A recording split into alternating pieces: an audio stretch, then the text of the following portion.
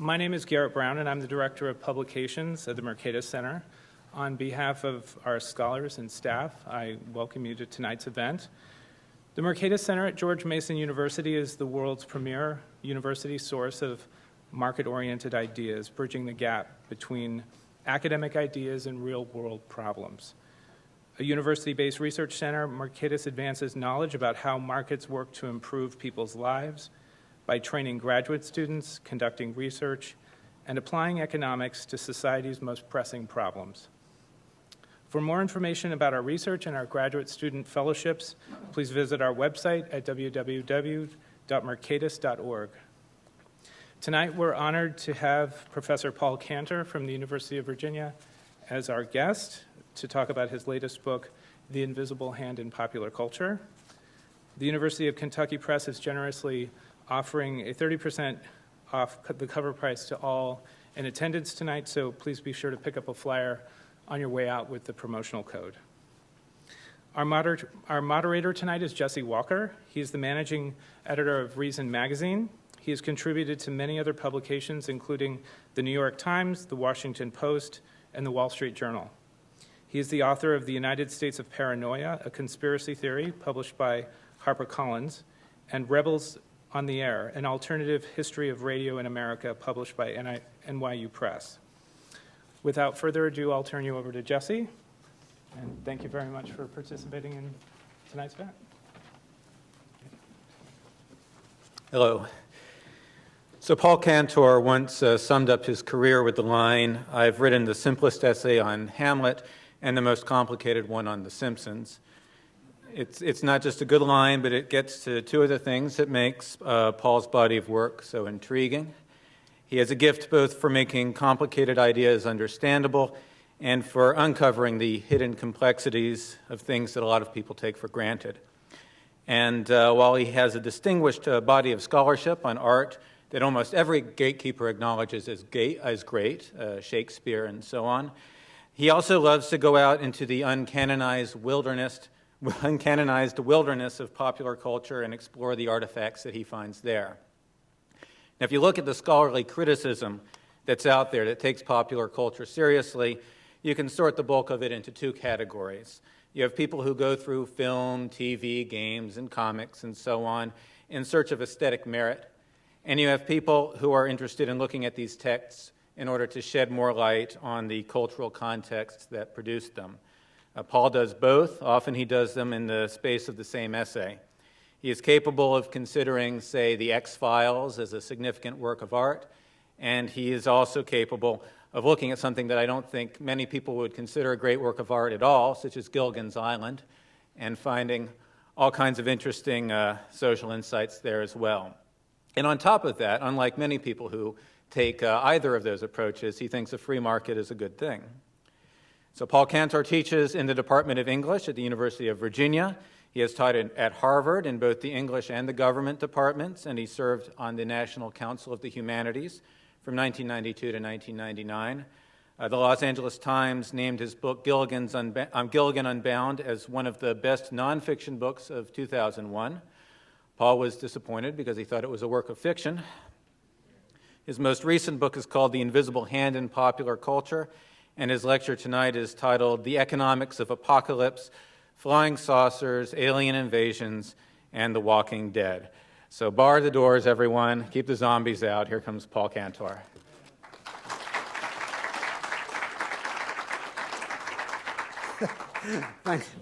Thanks very much for that introduction. I know there are some Virginia taxpayers out there, so I do want to assure you that this is my night job tonight. My day job, I actually teach serious stuff. At 12:30 this afternoon, I gave a lecture on Rabelais' Gargantua and Pantagruel in my comparative literature introductory survey course. Last week we did Dante's Divine Comedy. Next week we're doing Hamlet. So my day job, I'm using your tax dollars wisely. But at nighttime, we can have some fun here.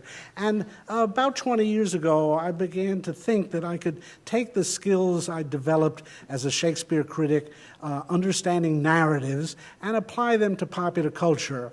Popular culture can be very interesting for what it reflects, about the broader culture, and a lot of my work, as Jesse was saying, does that.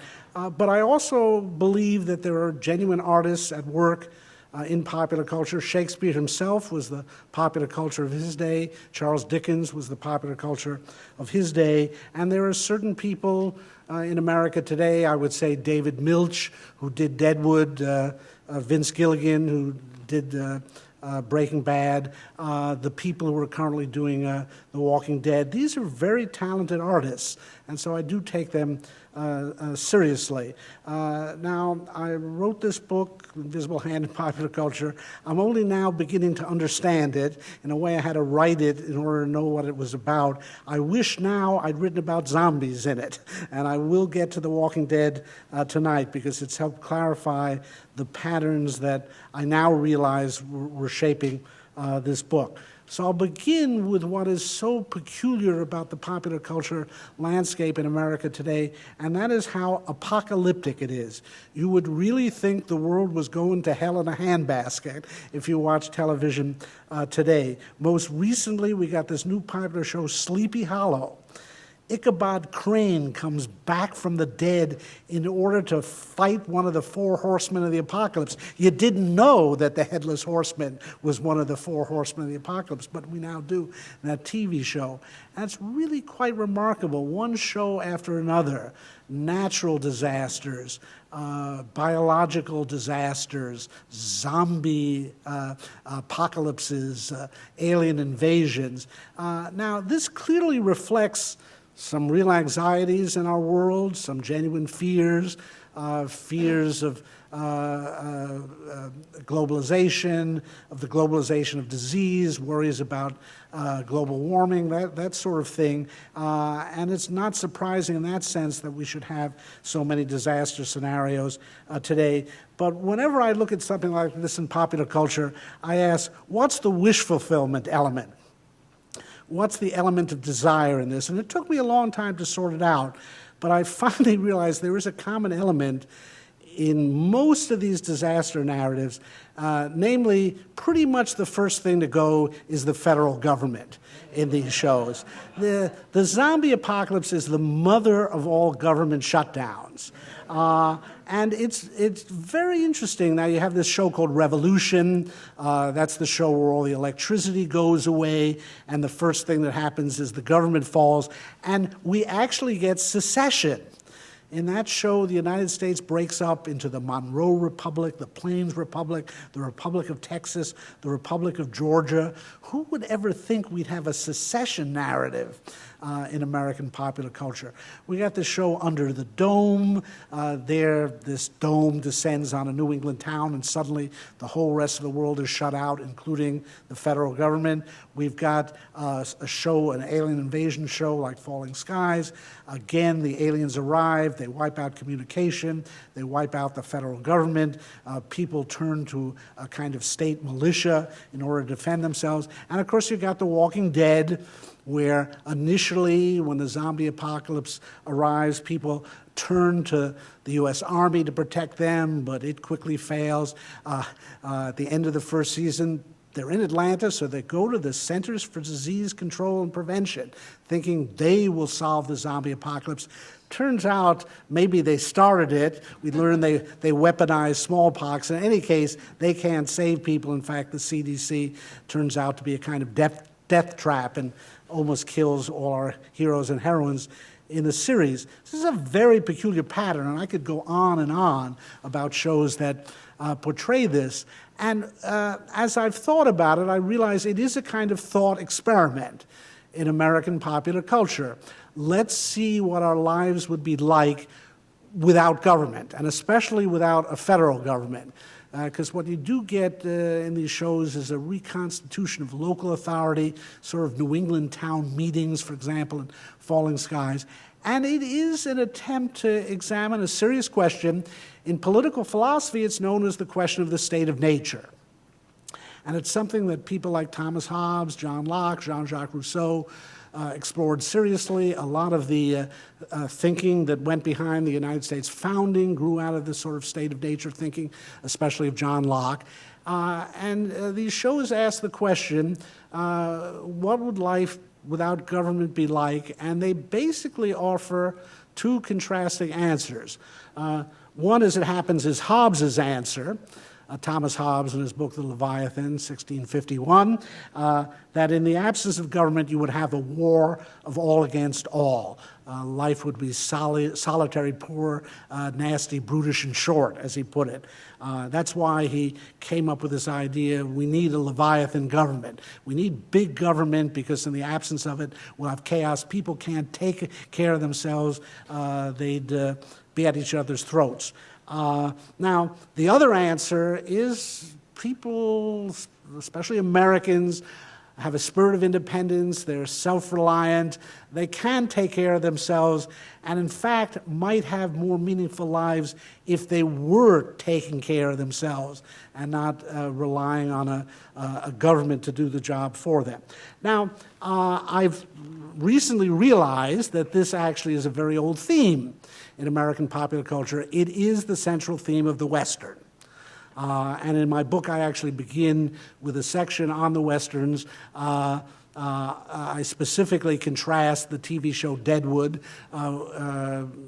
fairly recent HBO show, with a 1950s show called Have Gun Will Travel.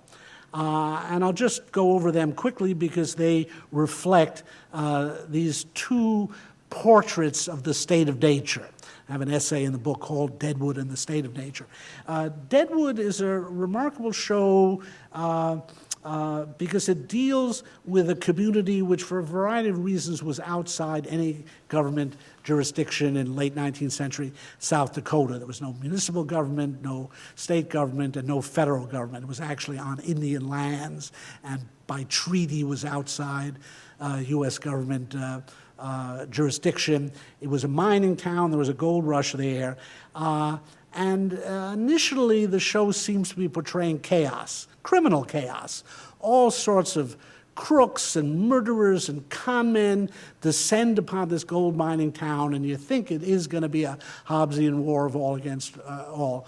But David Milch, the man who created the show, speaks of what he calls order out of the mud in the show. It's very similar to Friedrich Hayek's notion of spontaneous order.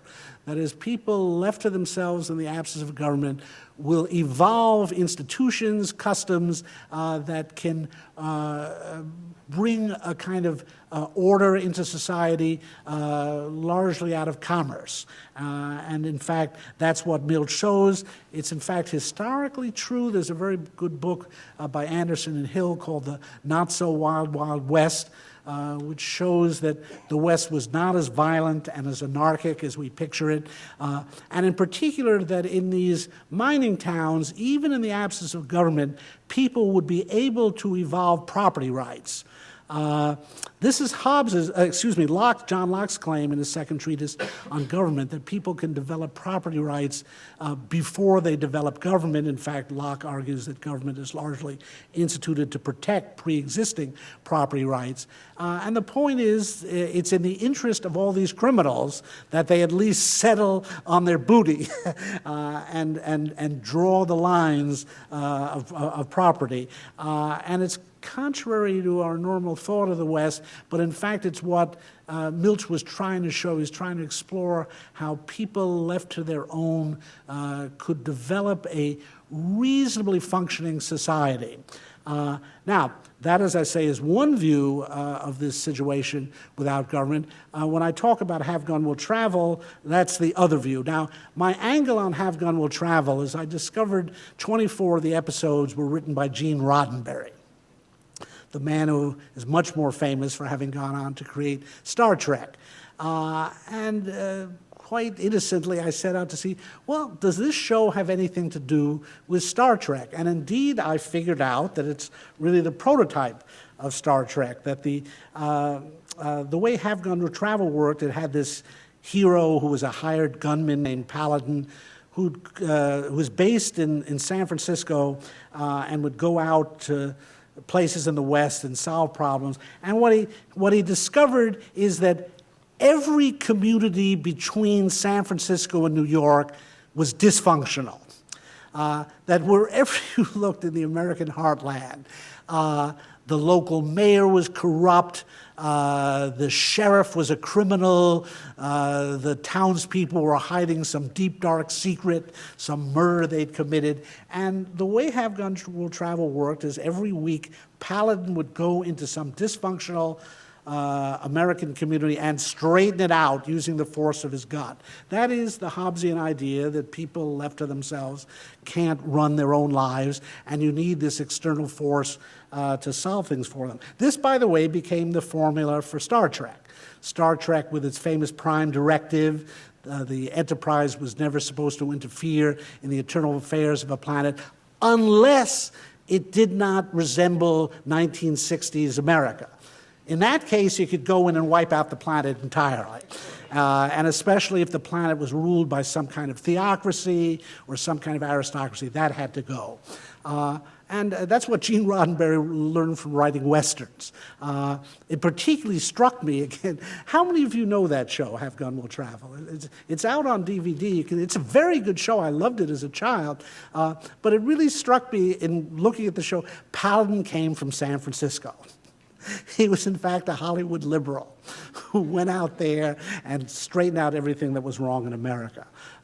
So that's how this pattern develops in the Western. The Western is a frontier story. The Western functions in our popular culture as a kind of pre-political situation before we have settled government. Let's see, can people manage their lives or not? Now, another thing I look at in the book is flying saucer movies. And this got very interesting because I went back and looked at the classic flying saucer movies of the 1950s, particularly a film called Earth versus the Flying Saucers, but there's the Day the Earth Stood Still, there's the Thing from Another Planet. These movies, it turns out, are incredible Cold War documents. We're talking about the 1950s here. The threat is from the skies in all these flying saucer movies, and it's actually a fear of Soviet communism. Often the fear is these invaders are trying to turn us into robots. A lot of these films, like Invaders from Mars, is about mind control. And they reflect the notion that the only thing standing between Americans and robotization is the federal government. These films quite consistently have a very dim view of ordinary people. They panic. As soon as the flying saucers arrive, some policeman on a motorcycle shows up with a revolver and thinks he can shoot down the flying saucer, and the next thing, his brain is being sucked up by a Martian vacuum pump. And what it takes is the military-industrial scientific complex to save America. These films very much reflect the post-World War II faith in the federal government, especially in the Manhattan Project, that the Nazis and the Japanese had been defeated by this great scientific project. And typically in these films, the military, the government, and the scientists get together and create this great counterweapon that destroys the Martians. Now, in the book, I contrast this with Tim Burton's film Mars Attacks. How many of you have seen that? It's a real classic. And it inverts this pattern completely. It came out in 1996. In this film, the military-industrial scientific complex is presented as incompetent, vain, and hypocritical. These people are not able to do anything about the invading aliens. They're in bed with a corrupt press, represented by Sarah Jessica Parker and Michael J. Fox. The government pontificates about all it's going to do to stop the aliens, but they wipe out Congress in one scene. There's this great moment where Jack Nicholson's playing the president. He says, well, we've got 2 of the 3 branches of government yet left, and that ain't bad. And what saves the American people in this film is the American people. And it's very much presented as a motley crew from the heartland, people from Kentucky, people from Kansas. They are literally trailer trash in the film. There's this family presided over by Joe Don Baker in it. They link up with people from Las Vegas. Tom Jones actually plays himself in the film as a perfect image of low culture. And I hate to spoil it for people, but what eventually defeats the Martians in Tim Burton's film is the music of Slim Whitman. Now, Slim Whitman was a yodeler, a country and western yodeler. One point, he held the Guinness Book of World Records record for most albums sold on late-night TV. And it's just a perfectly wonderful ending to the film that a young man in the film discovers. If you play a Slim Whitman record, when he starts yodeling, the Martian's brains explode. The film actually is a remarkable prediction of what we often call now the red state, blue state division. It really contrasts a Washington cultural elite with an American heartland, and it takes the side of the American heartland and its taste in popular music. Then in the book, I have another chapter on alien invasion narratives more recently. Begin with the X-Files and take it through a whole series of films in the first decade, the 21st century, and almost down to the present. And what struck me there, in many ways, we're dealing with the same motif here: alien invasions, extraterrestrial creatures arrive on Earth and taking over. But it really struck me what a transformation had occurred, especially compared to the 1950s. In the 1950s, the aliens are really alien, and they tend to stand in for the Soviet Union and for communism. What's really interesting about the alien invasion narratives from the X-Files on is that we're being invaded by our own government, basically, in these series. There are always connections between the aliens and the existing government. That was certainly the great theme of the X-Files. And in general, these shows start from 2001 on, start to reflect anxieties that are post 9/11. A lot of these shows are worried about immigration and globalization. The name of this chapter, it's the last chapter in the book, is Un-American Gothic. And I talk about how a whole series of shows reflect anxieties that this country is being overwhelmed by globalization. There was a cluster of shows in the middle of the decade. One was called Invasion, one was called Surface, one was called Threshold. All the titles reflect this fear that whatever membrane sets the United States off from the rest of the world has become too permeable, and forces are overwhelming us. And it's very interesting. In these shows, the forces tend not to come from the skies, the way they did in Flying Saucer movies, but in a whole series of them, again, Invasion, Threshold, and Surface, all three of them, the invasion comes from the sea. And it becomes an image of waves of immigration, I think, in these shows. So they reflect anxieties about the fear that American separate identity is being lost, and also fears then about terrorism, but also about the war on terror.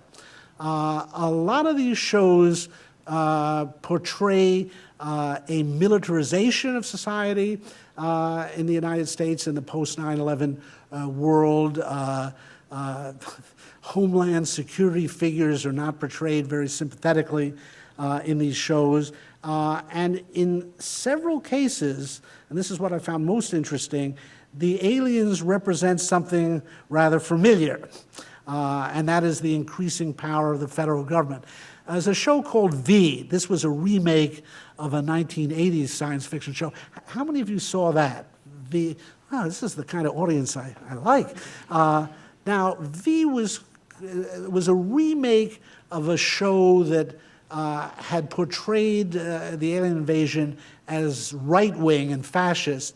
Now, in this show, the aliens invade And I'm not making this up. They promise universal health care, blue energy, and a massive public works project called Concordia, which I believe was shovel-ready. And people were really struck by this at the time.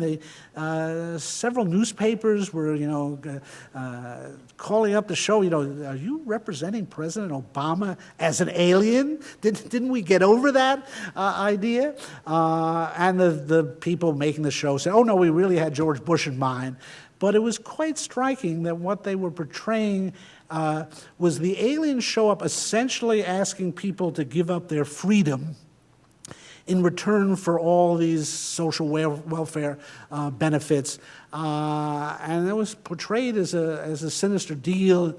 Very interesting in the show that the people that stand up to it are largely religious figures. There's a Catholic priest in it, an ex-Israeli Mossad agent in it. There's another show called The Event, which was similar. And then the one I found most interesting, and I think was the best of them, was Fringe.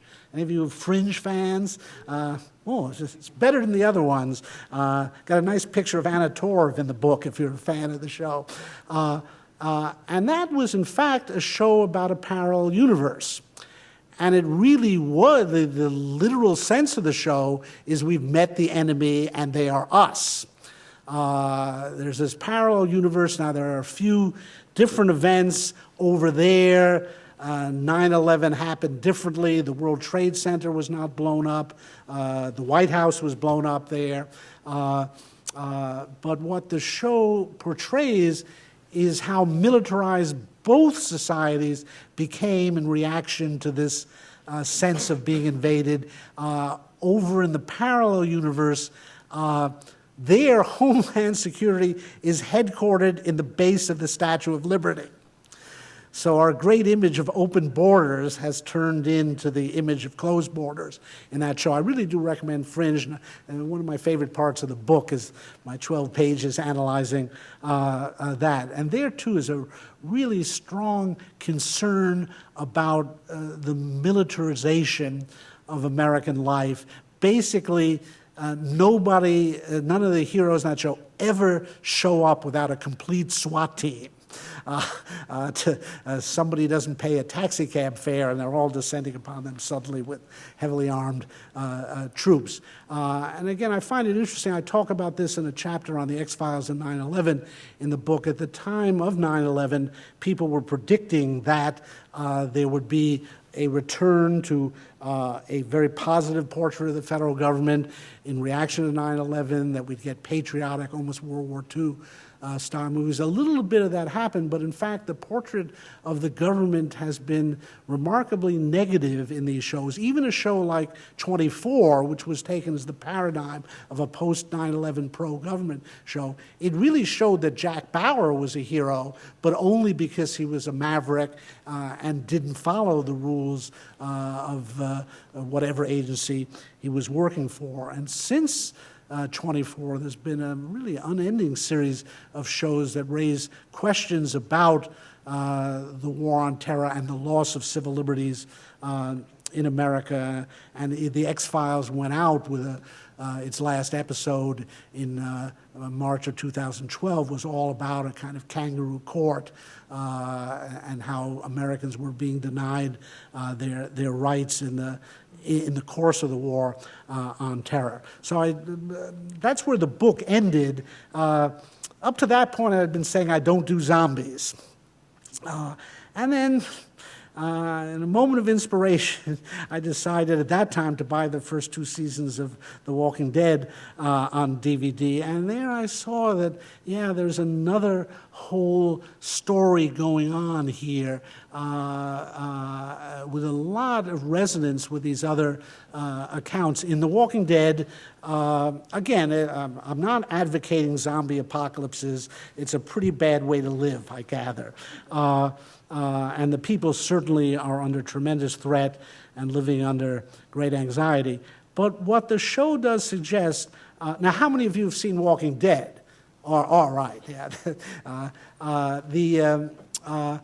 People come to life under these circumstances. They begin as very dependent people, and again, their first reaction is to turn to the federal government, to turn to the CDC. They're then thrown back on their own resources, and they, I won't say thrive, but they definitely grow and mature. Now, an interesting example, again, the first season culminates with the failure of the CDC. And by the way, if you've never seen the CDC's own zombie comic book, just go to the CDC website and search for zombie pandemic. You'll get quite a surprise. The CDC could easily handle a zombie pandemic, as it turns out. They solve it, I believe, in about 3 days on their own website. In the second season of The Walking Dead, the people almost seem to go back in time. Fleeing the big city where the government was supposed to protect them, they go into the farmland, the heartland. It's almost as if they're going back into the 19th century. They discover a kind of 19th century farm presided over by a kind of biblical patriarch figure named Herschel. And the young boy, Carl, the son of the hero, Rick Grimes, is accidentally shot, and they're told, oh, you got to take him to Herschel to save him. And Herschel does save the boy. Then they find out he's a veterinarian. They thought, where'd you go to medical school, and are you a board-certified surgeon? He says, no, I'm a veterinarian. But he saves the kid, and he saves him because he's willing to care about him and because he sits up all night with him in bed. And it's very interesting in these shows.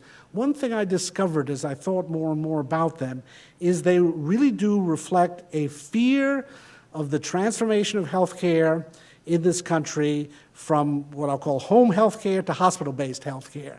It's amazing all throughout our popular culture how negatively hospitals are portrayed and how frightening they're portrayed. The most horrific scenes in American popular culture occur in hospitals, believe me. Fringe was an excellent example of that.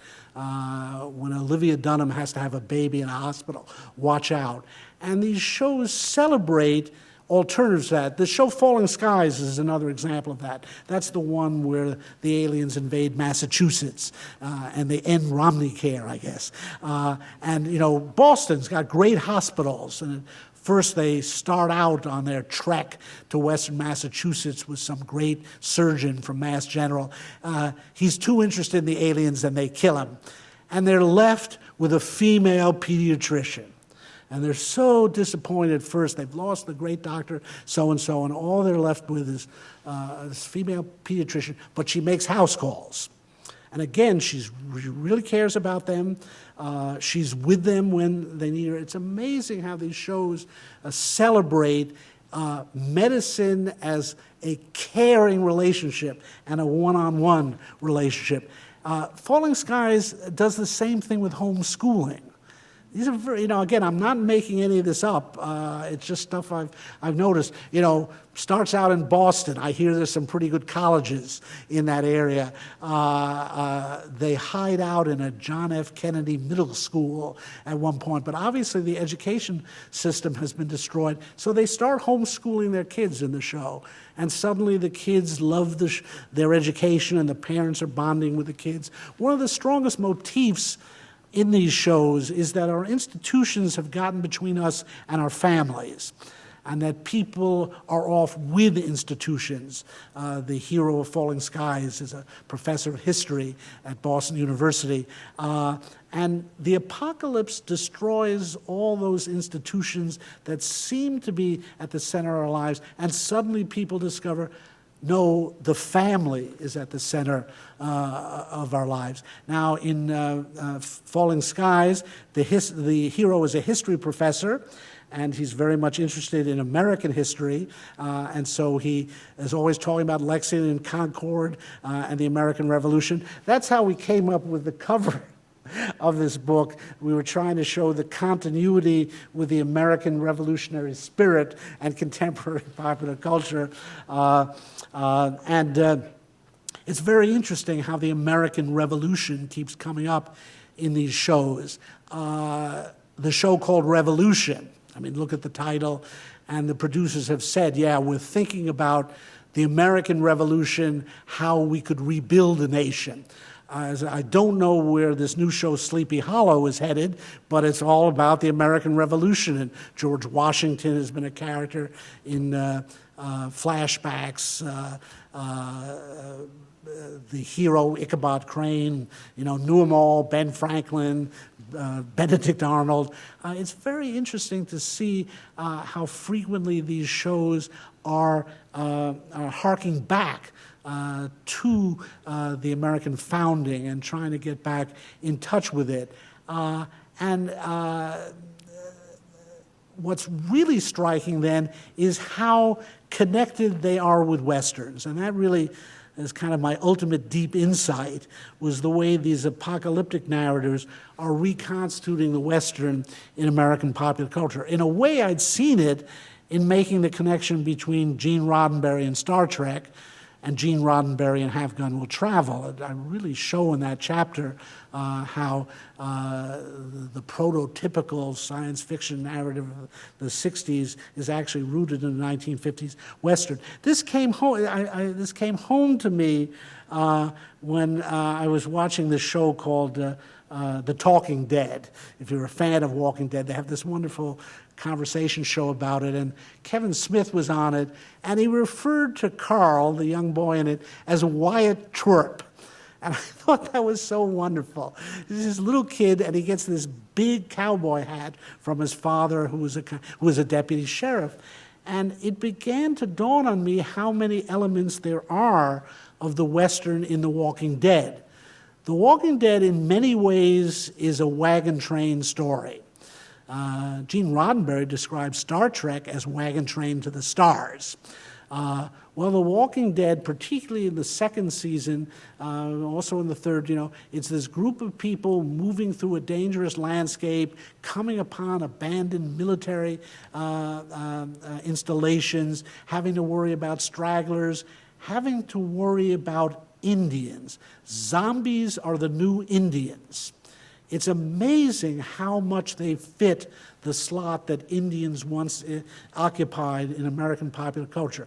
It's politically incorrect, of course, even to say Indian now, but I mean, the only good zombie is a dead zombie.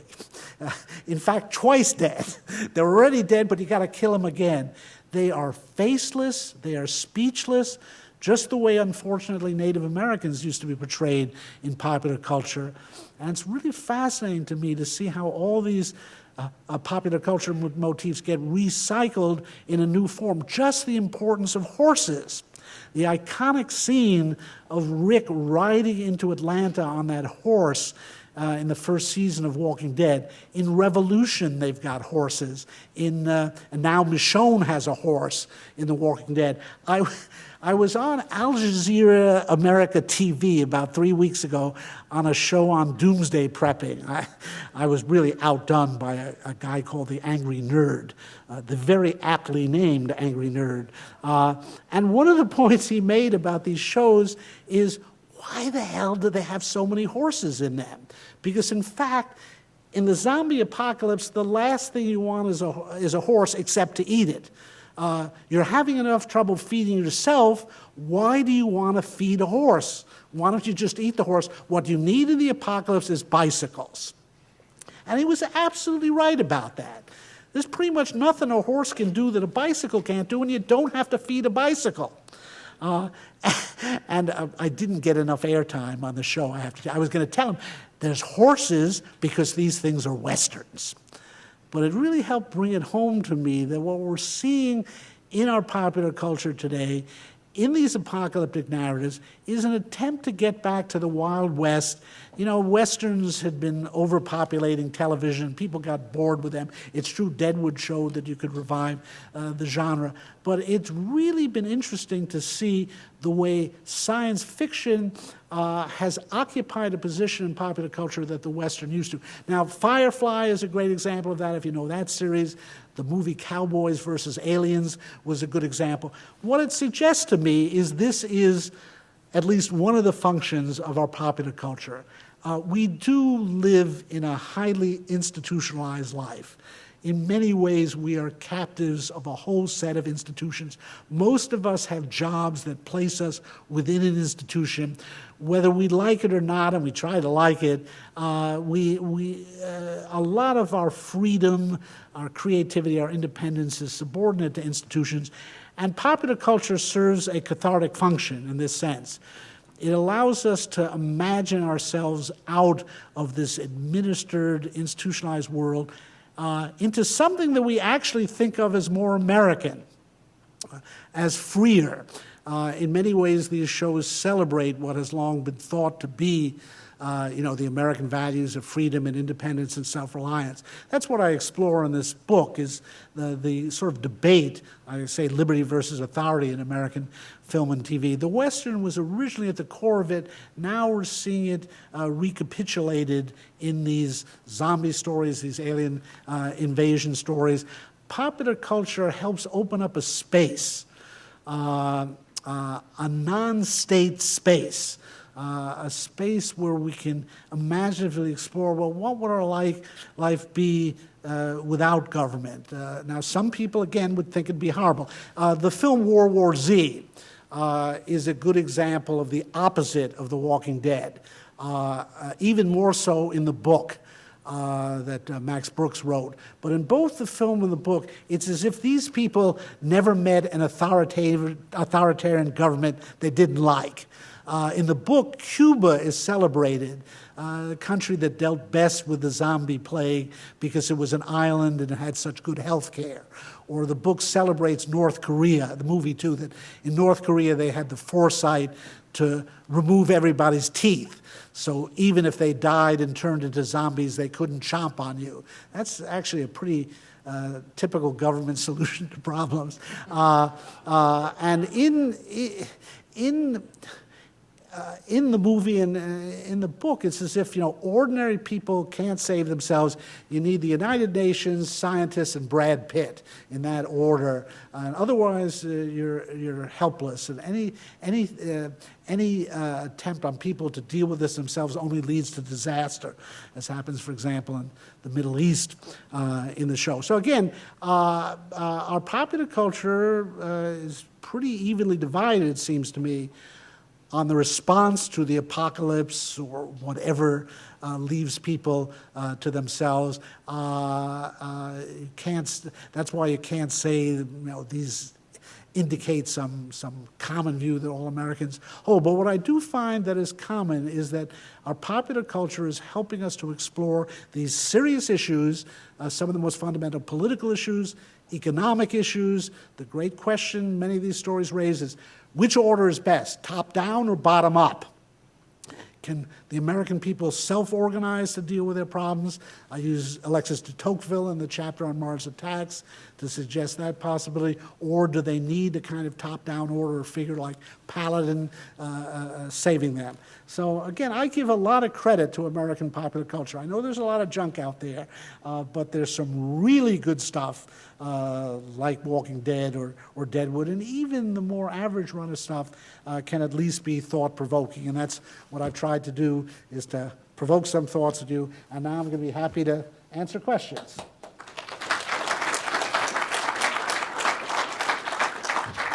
Thank you. I thought I'd just start by, I think you make a strong case that there's this strain of narratives that are suspicious of government authority and also have this sort of longing for a human-scale community. I'm curious, and especially in light of what you said about suspicion of globalization, since Invisible Hand is also in the title of your book, not just liberty versus authority, to what extent how that commerce fits into this, to what extent there's admiration, and to what extent there's also a distrust for the commercial sector. Well, that I actually dealt with more in the earlier book, Gillian and Bound, and since it's still in print, I'll talk about that a bit.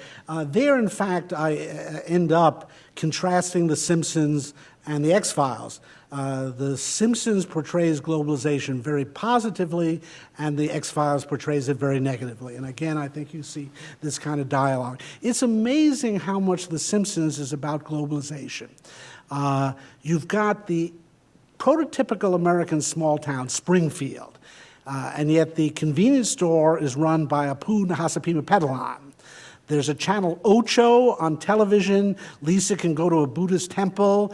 They're all, in some ways it's quietly done. You might not even notice it, but I argue in that book, Gilligan Unbound, which is subtitled Pop Culture in the Age of Globalization, that The Simpsons showed the globalization of America largely in positive terms because it shows it as an increasing set of options. There are some episodes of The Simpsons that are about negative aspects, particularly when a German company buys the nuclear power plant, for example, and there are anxieties about immigration in the show as well. But basically, The Simpsons celebrates the new multiculturalism in America that occurs as a result of globalization. The Simpsons travel all over the world. People from all over the world come to Springfield. Now, in the X-Files, you got the nightmare mirror image of that, where globalization was seen as an alien takeover of America. It was a result of a kind of conspiracy between businessmen and the government, and the whole suggestion was the people you think are running the government are not. It's this conspiracy of businessmen. So again, I think it cuts both ways in American popular culture. You can see a deep suspicion of commerce, but also a celebration of it at times. And I discuss various sort of corollaries of that in this book, but that was really the theme of Gilligan Unbound. One other thing you bring up in this book is the myth of panic, the idea of how people behave in disasters. And there's a quote, this is you quoting someone else, to heck with this idea about regular people panicking. It's the elites that we see panicking. The distinguishing thing about elite panic as compared to regular people panic is that what elites will panic about is the possibility that we will panic. It's a very paternalistic orientation. It's how you might treat a child. And you discuss this, in connection with, zombies, and this idea of, will there be, if we devolve authority to these scattered people, will they do well or will they be helpless? But I wonder about the zombie itself as a metaphor for people panicking. I mean, that's really, it's not just a stand-in for the Indian. That's just sort of a Hobbesian idea of people gone completely feral. Yeah, the zombie is a very rich symbol. It is, for example, a very powerful symbol of the racial other in general. And people have been talking about, particularly in light of World War Z, the way the zombies are a nightmare image of what used to be called third world people, and how frightening they are as a body of people. So, by the way, his book is great, this book on paranoia. You got to read it. I wish I'd known it when I wrote my book. I was working with this book by Rebecca Solnit called A Paradise Built on Hell. It is interesting that when we talk about zombies, it really does sound so ridiculous and implausible. Yet a lot of these narratives are related to real-world disasters. And I have some footnotes from Solnit's book and from some writers for Reason about Hurricane Katrina. And really the issue of Hurricane Katrina was exactly the issue that The Walking Dead portrays. The federal government solution was to concentrate everybody in the Superdome, and then we imagined it was Hobbes and they were all eating each other. And in fact, a lot of the solutions came from people acting on their own. There is this study of elite panic. Mars Attacks is a whole film about elite panic. The people in Washington completely panic. And ordinary people, Martian invaders, we can whoop their ass. And they're not going to get my TV, as Joe Don Baker says. And so it actually, these horrific images, these alien invasions, these zombie apocalypses, they actually mirror some serious real-world issues. And the question, which is best, the centralized response to a disaster or a more distributed local answer. You know, the famous the Waffle House point about this. If you want to know whether a disaster is really going to come to a native, check with Waffle House. They seem to do a remarkable job of anticipating where food's going to be needed, and they stay open in the middle of the worst disasters. So yeah, it's really interesting to see how these issues map on real-world issues. I discovered many interesting things about 9/11 and studies of that. You know, I don't say this to denigrate the police or the firemen, but the fact is, most people on 9/11 saved themselves. And as some of these scholars have said, you know, the first responders are the victims. That it's kind of amazing that most people got themselves out of the World Trade Center, helped the elderly, helped the infirm, and this amazing flotilla of boats came more or less out of nowhere to get everybody out of Lower Manhattan. You may not know this, but more people were evacuated from Lower Manhattan on that day than at Dunkirk. And it was a kind of spontaneous, it's true the Coast Guard sent out a call for boats, but it was a kind of spontaneous reaction.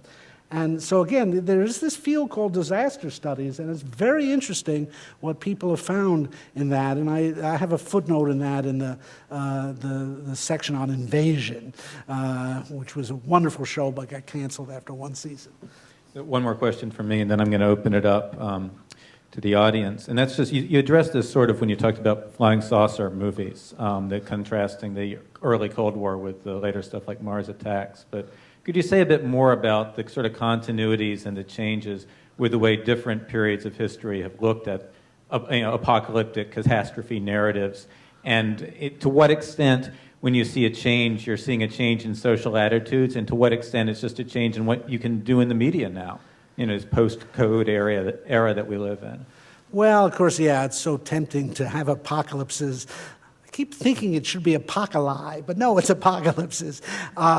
When movies are so oriented towards special effects, it's very tempting to go that route. And again, you know, popular culture has more or less shied away from 9/11 directly. There have been a few films about it.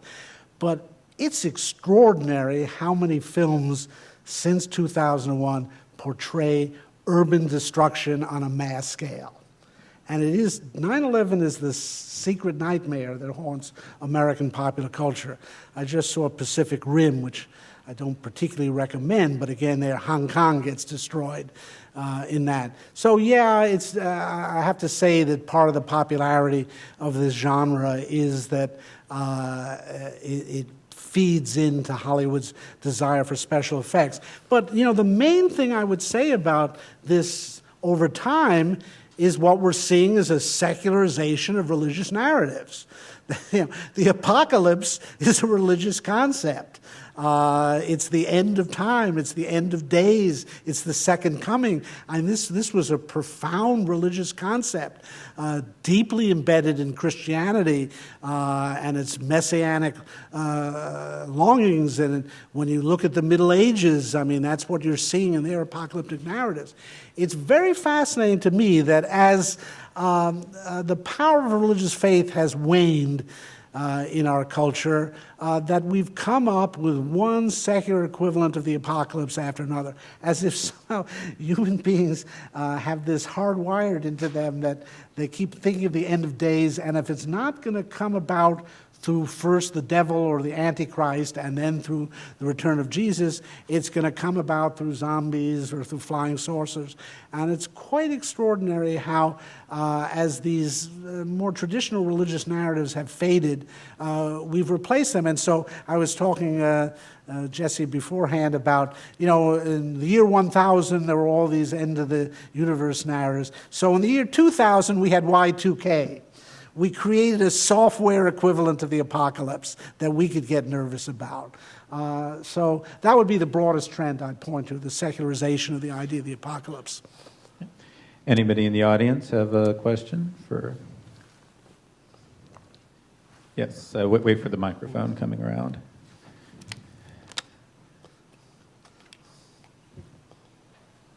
All right, so with these forms of media you're talking about, we see there's some form of apocalypse and federal government falls. What is the general trend you may see with the characters' feeling of sort of utopia, or how do they see their version of a perfect society, or just feeling content with what they have? How do they? Yeah, well, that's the most interesting aspect, that what would appear initially to be dystopian in some ways turns out to be utopian. And again, this varies from show to show. And in some of them, the post-apocalyptic society is very dystopian. A dictator arises, like Monroe in Revolution, and he suppresses people's rights. But in The Walking Dead, I think there's this sense that people recover a sense of meaning in their lives, a sense of self-worth and dignity. Now, a very interesting aspect of this in The Walking Dead is the issue of feminism in the show. Because initially, in the first season, the result of the apocalypse is to restore people to caveman attitudes. The men become the hunter and gatherers, and the women do the house chores. And there's an early episode where the women are complaining about that. They're washing the clothing down by the river, and they realize they've just gone back 200 years. And yet, as the show has advanced, the women, in fact, have become empowered by the situation.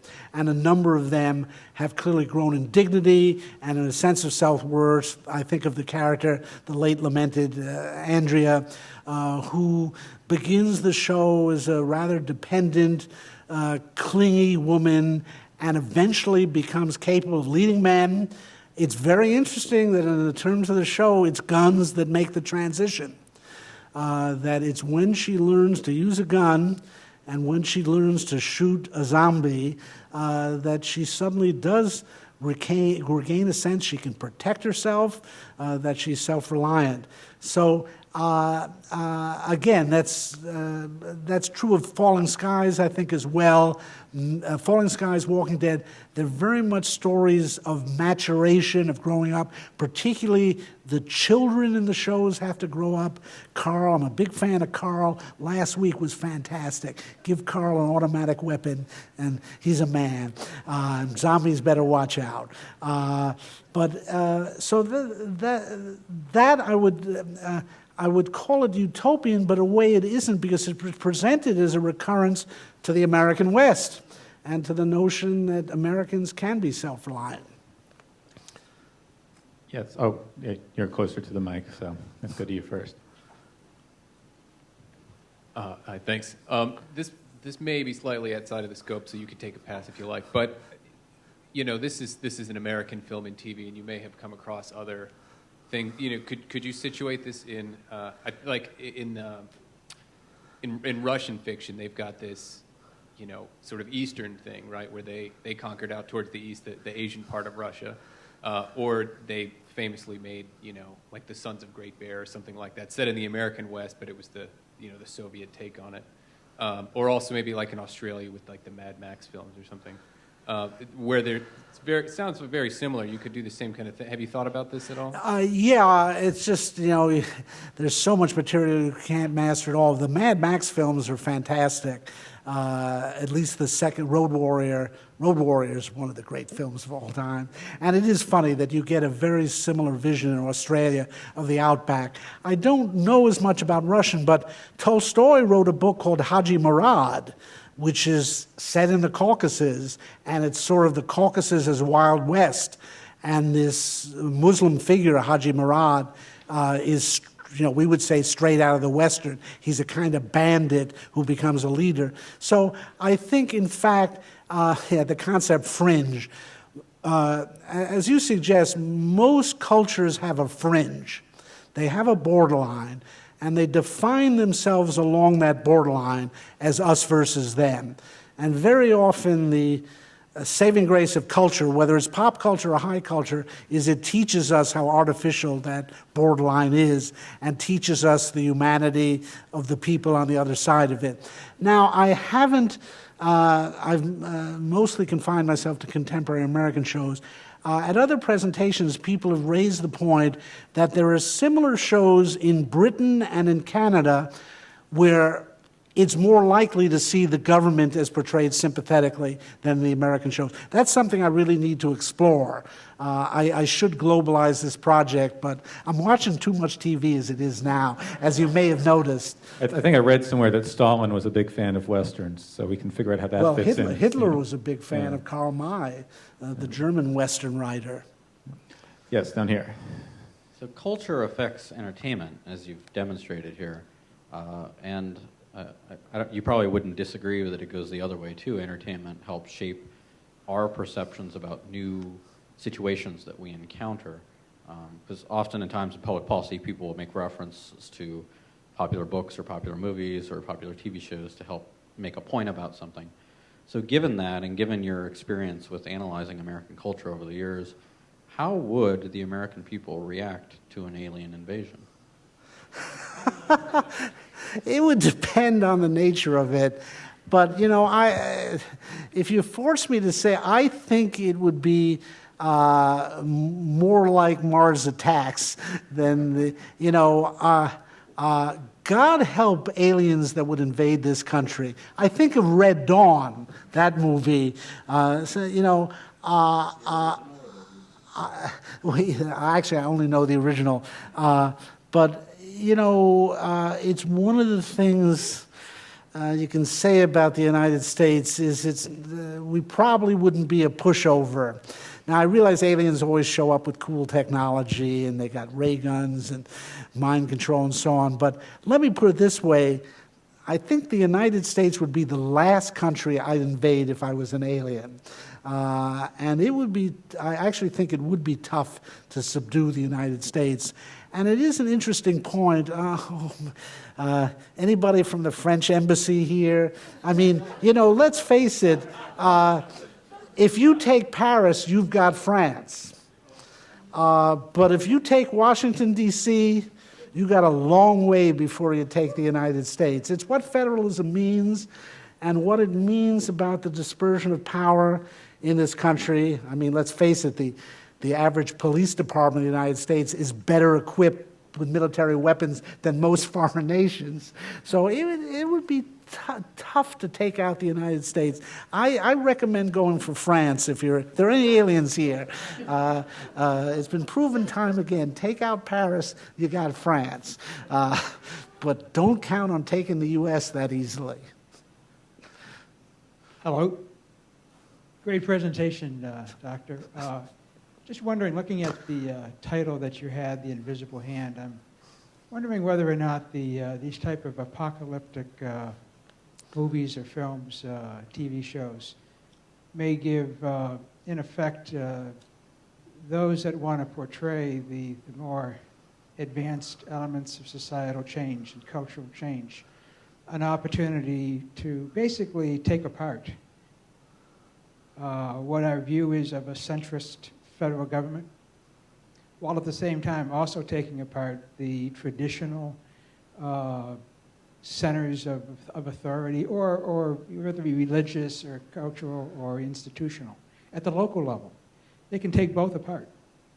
And they can leave what's left is their view, Hollywood's view, of what really a culture is becoming, or should become. And is the apocalypse really one way, as Roddenberry figured out with science fiction? It's a good way to take apart something and portray it without attacking necessarily contemporary institutions.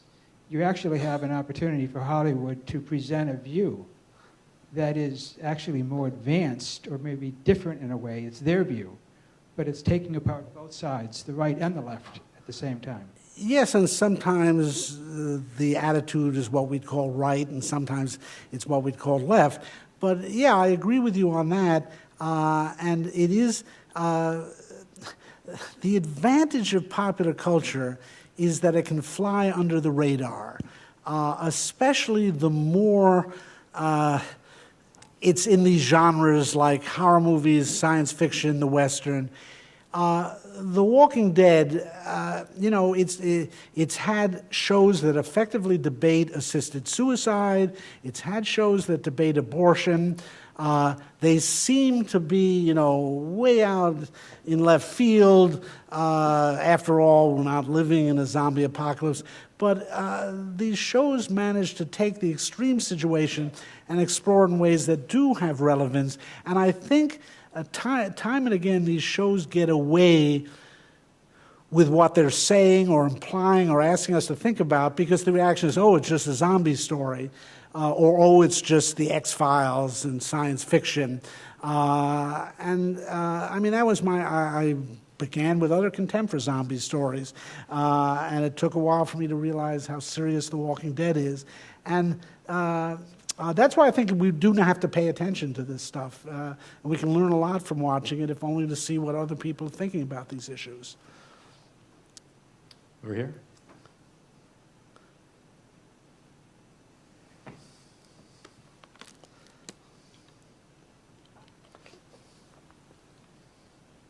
We just marked the 75th anniversary of Orson Welles' War of the Worlds radio broadcast, and we're about to come up against the 30th anniversary of the national event, the broadcast of the day after.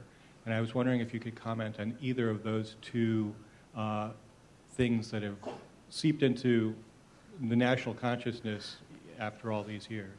Yeah, I don't know much about the day after. Let Jesse talk about the War of the Worlds. Seriously, he's really got this thing nailed. Yeah, the interesting thing about the War of the Worlds as a broadcast is that what you think you know about it is that it sparked this mass panic across the United States, that people believed there was an actual invasion and ran out in the streets and there were almost suicides and so on. In fact, that's almost entirely untrue. There was a certain level of, not many people were listening that night to begin with. And of those who did, some believed, in the same sense there are some people who read The Onion and think they're on Facebook and they think they're reading a real story, but that's a minority. It was hyped heavily by the newspapers who didn't trust radio subsequently. And a lot of a very famous photo of a farmer with his gun ready to fire was actually was posed for Life magazine and so on. And of the people who did think it was real, a substantial portion actually missed part of it, and they thought they were hearing about a German invasion, which in 1938 was not quite as crazy. So what's really fascinating about it is that what we think of is the masses believing in this sort of, and panicking because they've believed this story that was going on of an alien invasion. It's in fact become a false story that's widely accepted and widely believed because it speaks to this elite panic, this idea that people are going to hear something on the radio, believe it, and then just like that. There was a quote contemporaneously from Walter Lippmann, I think it was, who was saying this is the sort of chaos in which new Caesars are born. This whole anxiety that spoke to someone like Hitler coming to power because you can just use this medium to brainwash people. And in fact, people's interactions with pop culture are a lot more complicated than that. And I'll just add about the original War of the Worlds. I have studied that, and I teach H.G. Wells. It's funny, there's now a War of the Worlds and Zombies volume in these unending series where someone combines the H.G. Wells stories with the zombie narrative. Not very effectively, I have to say. But Wells was a socialist, and he gives an apocalyptic narrative, and he's definitely one of these people that says ordinary people will panic. They will not be able to save themselves. It's a disaster when the government fabric disintegrates. It's very interesting that for Wells, the most horrible thing is the railroads break down when the Martians invade. Railroads were a symbol for him of the controlled movement of the population. And he hates the fact that a bunch of boats show up to get people off the island of England to safety in France because they're charging money to do it. In fact, that's why, in fact, people didn't charge money on 9/11, but it was a flotilla of boats that saved people in Lower Manhattan. But the Wells disaster narrative is a very good example of this notion of elite panic, that people can't take care of themselves. And in fact, Wells tremendously admires the Martians because they're telepathic, they're well organized, and they're only defeated by these germs at the end. I think you wrote in your book that Tim Burton admires his Martians too, but for the opposite reasons, Yeah, right? yeah, yes. They too shut down the government. Yeah. Yes, down here.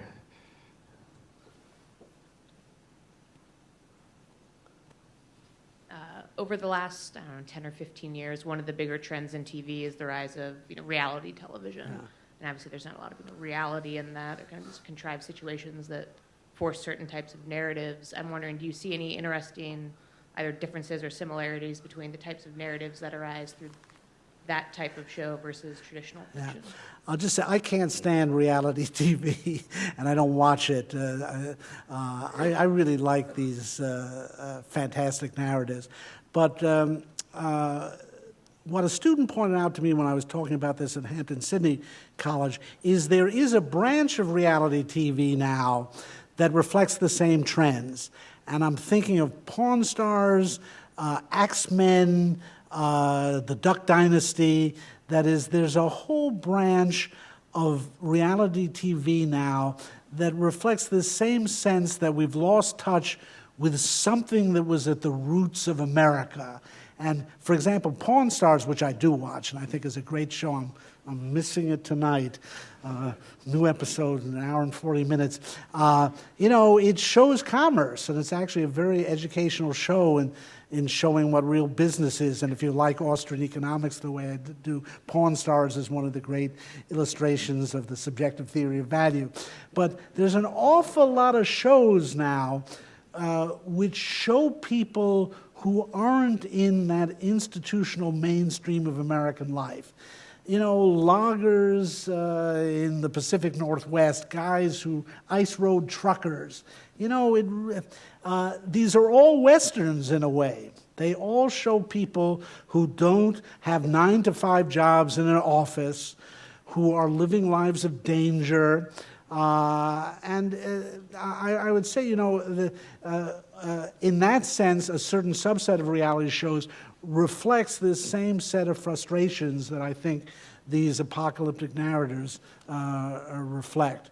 I haven't talked about Breaking Bad, and I wish I had time to say that, but it is interesting. One, I think it was the Time magazine reviewer of the last episode, and I'm not going to spoil it for you, but he said it was a Western, that Walter White was the gunslinger, and he went back to Dodge, and he settled all his scores.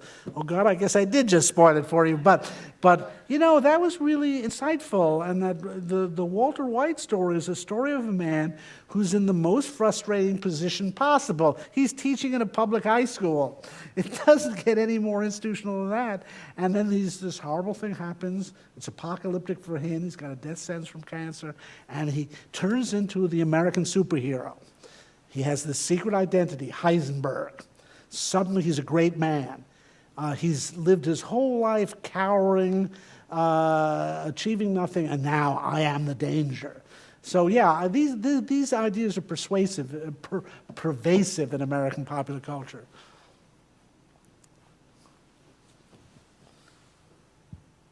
I was just wondering if you could, since you looked at kind of both Cold War stuff with the Westerns and modern day, I was just wondering, in terms of villains, is there more continuity or change? Because obviously, if you're thinking the main threat is the Soviet Union in the Cold War, that's a little bit different than global terrorism. But on the other hand, the big fear was nuclear war during the Cold War, and today we're also, I guess, being afraid of being blown up. So I guess, are there any useful observations? Yeah, blown up is bad.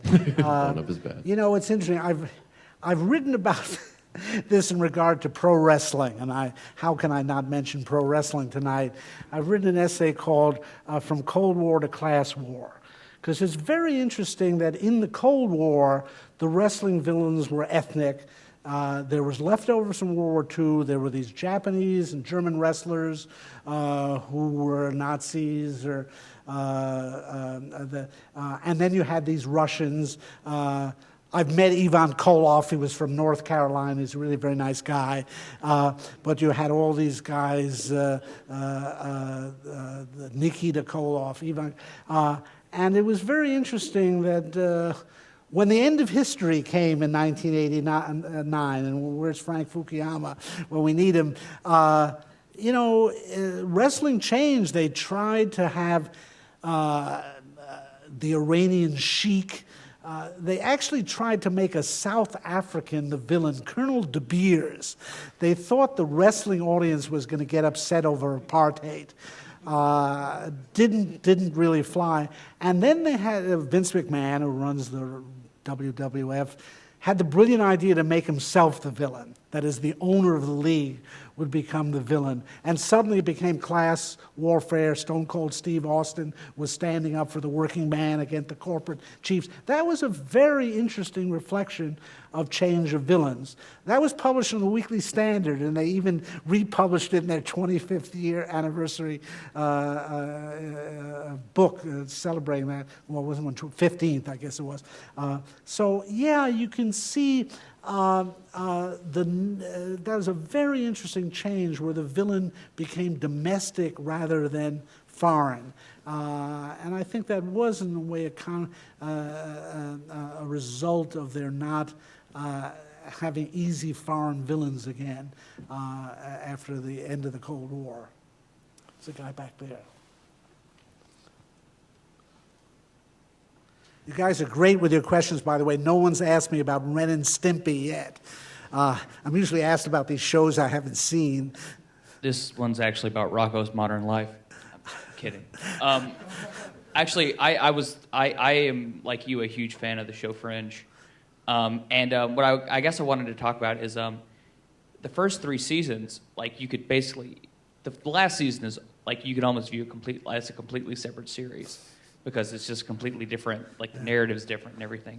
But the first 3 seasons, everything's about the government Fringe division trying to tackle these like individual little rebels who are creating chaos.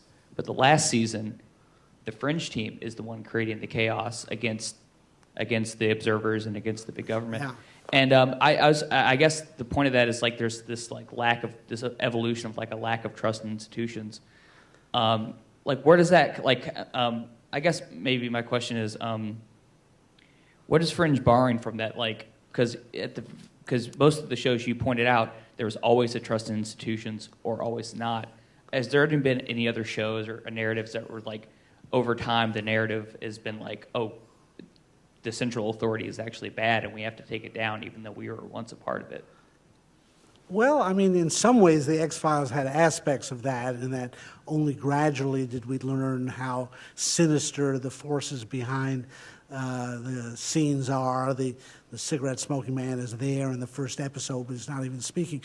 Fringe, I really liked the show. It did derive from the X-Files rather blatantly in some cases. I do think they never had a consistent narrative in mind, and in fact, they took advantage of the parallel universe situation where whenever they needed to reboot the show, they just rebooted us into another universe.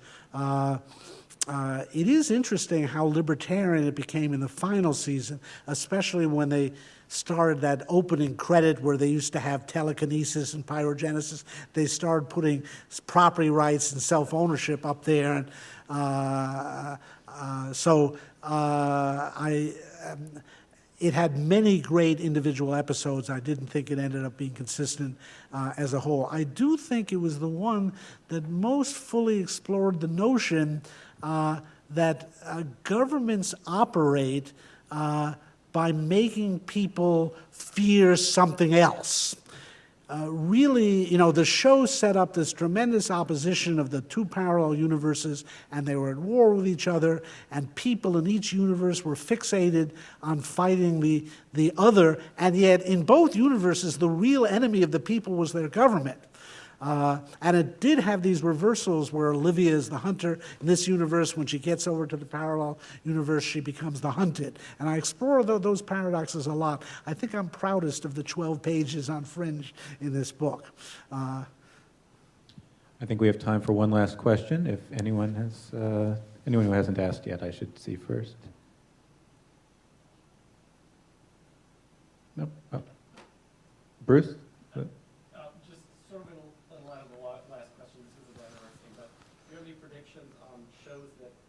go the opposite way and do sort of like government. Any predictions on what's going to happen with either Grimm or Agents of S.H.I.E.L.D.? It's funny. People ask me to make predictions, and I always say, if I could make predictions, I'd be out in Hollywood instead of wasting my time in academics. I'm very bad at making predictions. I watched one episode of Agents of S.H.I.E.L.D., and I really didn't like it because it portrayed a sort of combination of a software entrepreneur with a whistleblower like Snowden very negatively. Now, Joss Whedon's involved in it, right? So that gives me some hope. Apparently not the libertarian involved in this team. Somebody else.